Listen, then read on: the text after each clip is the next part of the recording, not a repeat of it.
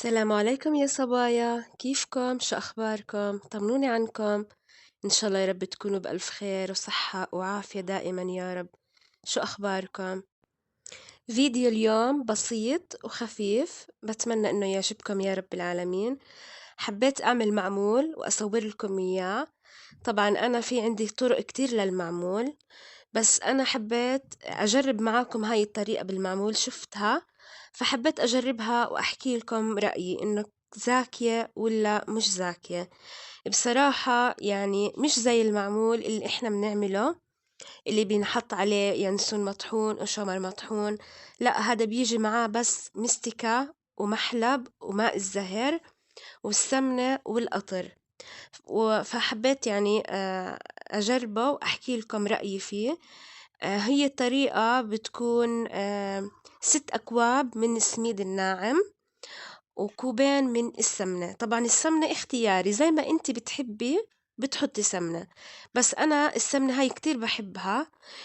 بس يعني عشان أكون معاكم صريحة، السمنة هاي مش كتير بستخدمها للمعمول، بس هي كانت عندي موجودة بالبيت واستخدمتها. بس أنا عندي طريقة للمعمول. طبعا أنا يعني بدي أحكي لكم إنه أنا ببيع معمول طلبيات آم، بالأعياد. فعندي طريقة إن شاء الله رح أنزل لكم إياها بإذن الله تعالى. بس عن جد يعني معمول العيد كتير كتير طيب، بكون سبحان الله بكون له طعم تاني. مين بوافقني الرأي بهاي الشغلة؟ عن جد يعني سبحان الله سبحان الله، لا إله إلا الله.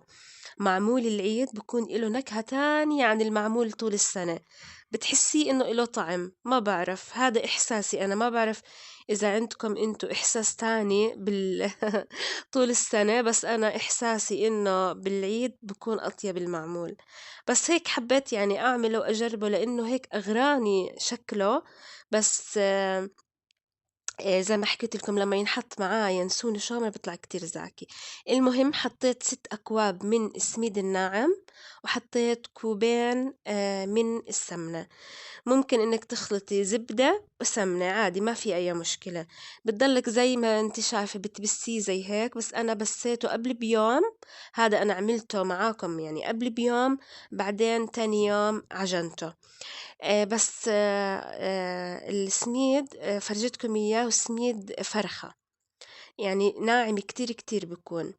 فهلأ راح أغطيه وأحطه بمكان يعني بالمطبخ عادي بحرارة المطبخ، وتاني يوم بستخدمه وبعجنه وببلش أشكل فيه.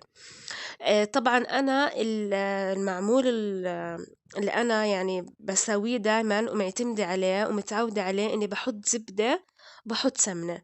يعني إني ما بحط سمنة لحالها. بس أنا لما شفت الطريقة هاي عجبتني شكلها يعني، وقلت خليني أجرب. يعني شوف، الواحدة بتحب تجرب يعني أي وصفة بتشوفيها عن جد بتحبي تجربيها يعني عادي.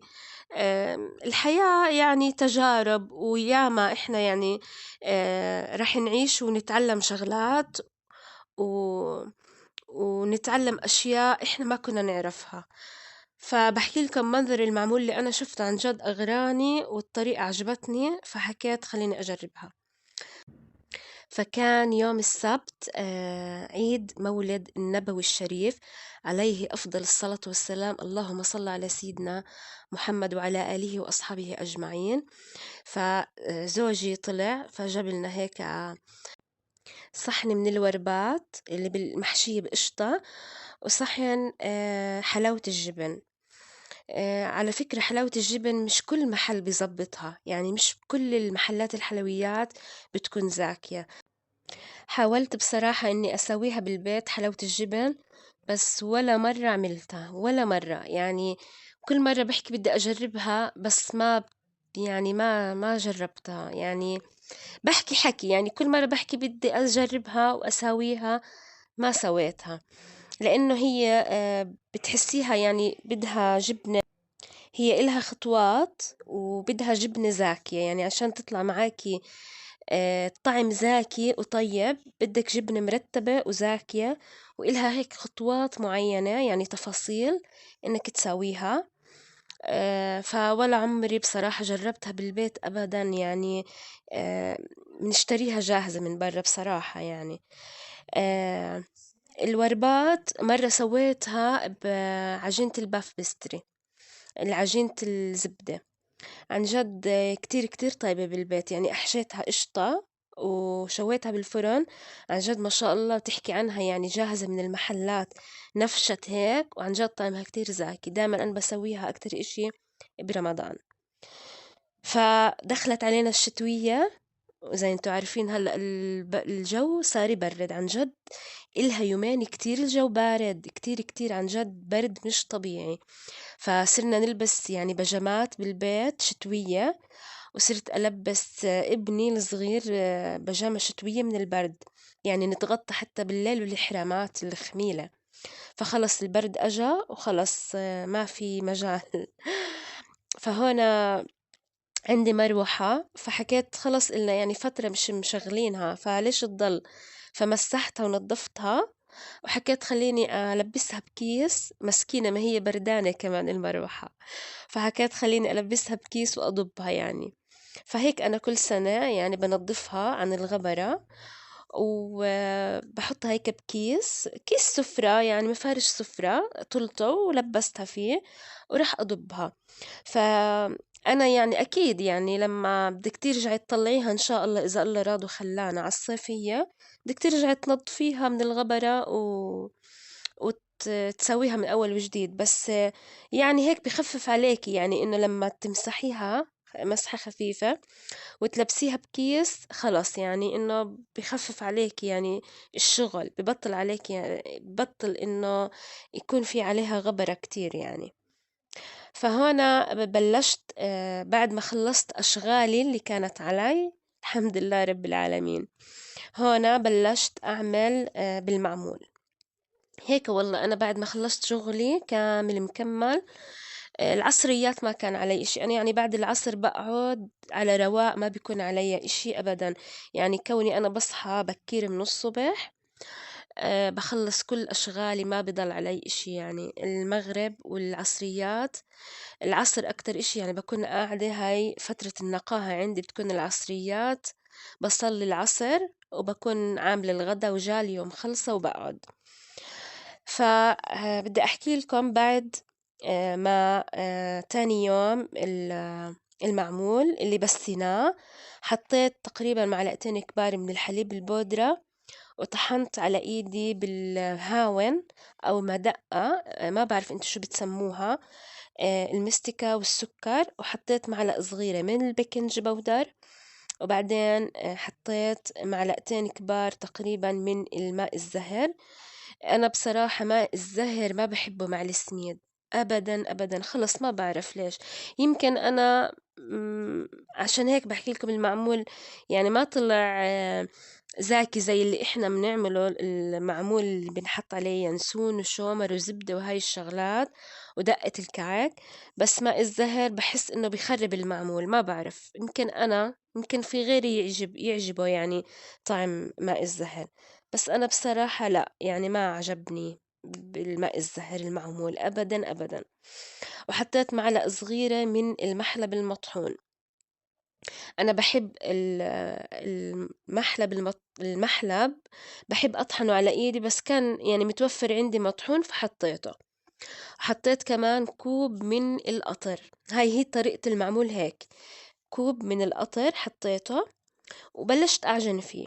يعني هي العجينة بس إنك تعجنيها بقطر، يعني مش بمي ولا بحليب، لأني أنا حطيت معلقتين كبار من الحليب البودرة و كوب من القطر.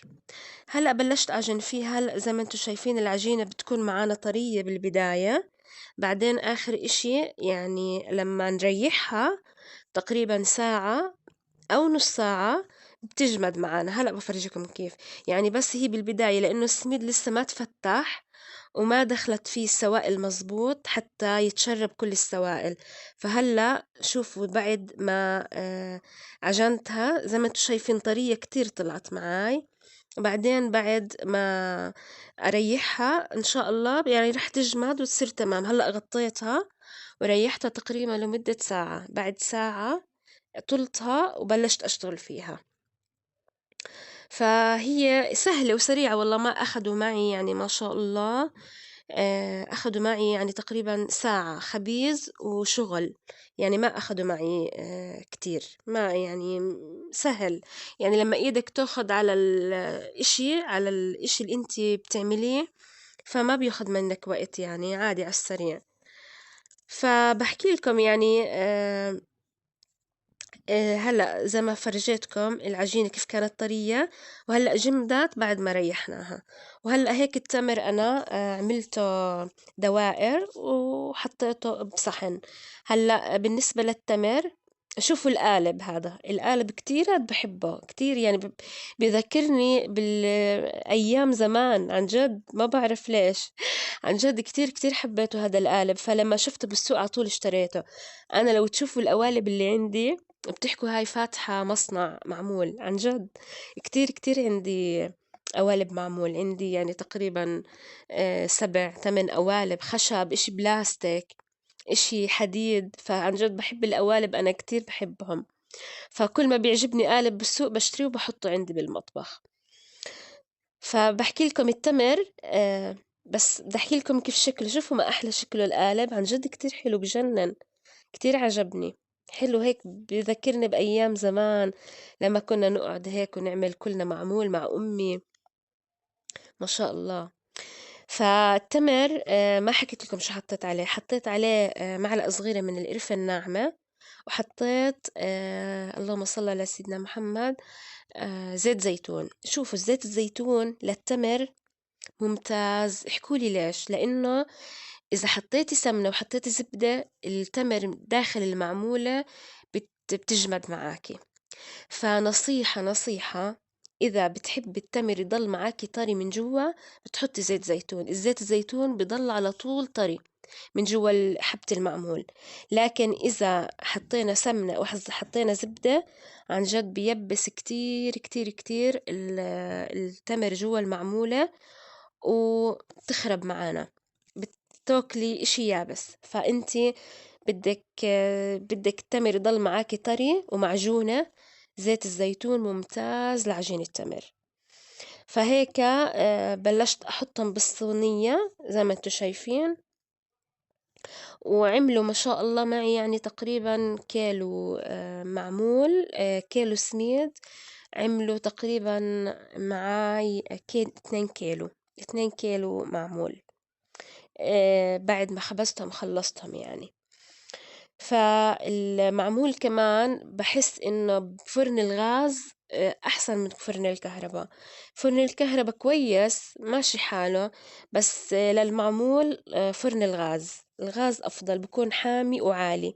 يعني الفرن الغاز العربي اللي موجود بالمطابخ، وفي فران العربي إحنا بسموهم عنا هون اللي إله بابين، ما بعرف إذا في صبايا فهموا علي بيعرفوه. فهذا أفضل إشي للمعمول، بضل طري. يعني بحس إنه الغاز عفوا فرن الكهرباء بحسه بنشف للمعمول. بس للهريسة، للكيك، للمعجنات، عن جد كتير ممتاز فرن الكهرباء. بس المعمول بحسه بنشف شوي. بس الأفضل إنه نحطه بفرن الغاز، بكون أفضل وأحسن.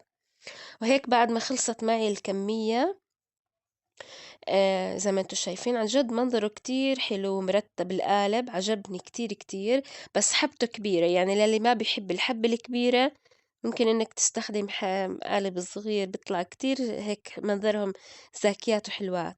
وهلأ هيك بعد ما طلع معي من الفرن، وحبيت أقدمه بصحن وأفرجيكم إياه كيف طلع شكله. هو طعمه زاكي عن جد، يعني زاكي زاكي. بس أنا عجبني أكتر اللي بالدقة الكعك أو بالشومر واليانسون، هذا طعمه كتير زاكي. بس هذا يعني طعمه زاكي بيتاكل، يعني مع كاسة حليب، مع كاسة شاي الصبح، عن جد زاكي يعني. إن شاء الله الأيام جاي بنعمل وبنساوي إن شاء الله بإذن الله تعالى. بس حبيت أفتحه هيك قدامكم الحبة وأفرجيكم إياه وأدوقه قدامكم حتى. عن جد يعني زاكي، يعني بصراحة، يعني أنا بحكي لكم أكون معكم صريحة، زاكي زاكي عن جد. وهيك حبايبي بنتهي من الفيديو، بتمنى إنه يعجبكم ومع السلامة.